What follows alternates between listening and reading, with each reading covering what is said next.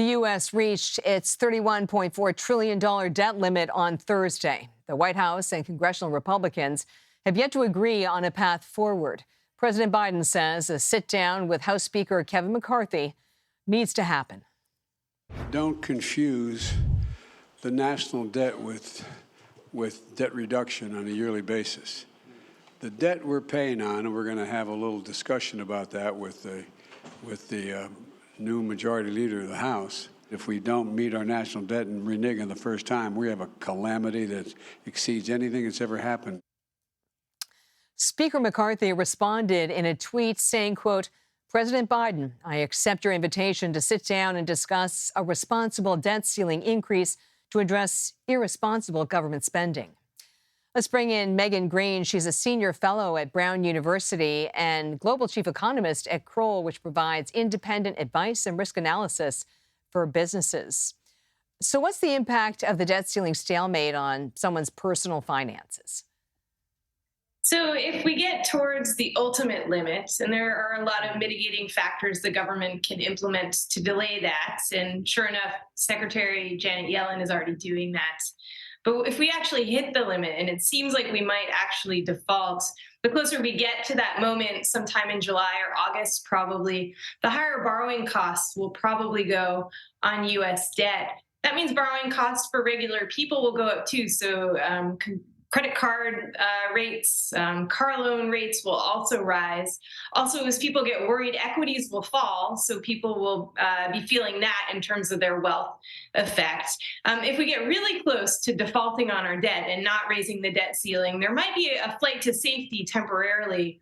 But if we were to actually go ahead and default on our debt, that would be catastrophic for U.S. and global markets, actually, and could push us into recession if we aren't already in one already. If we are in one already, it would add a financial crisis to what should otherwise be a short and shallow recession later this year. You just hit both of the points I wanted to follow up on. Let's take them one at a time. So if we default, the impact on the global economy.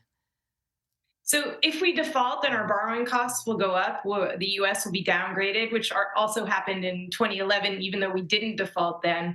But we would have a higher risk premium and probably a bit of a moron premium if we were to actually default on our debt. So borrowing costs would go up.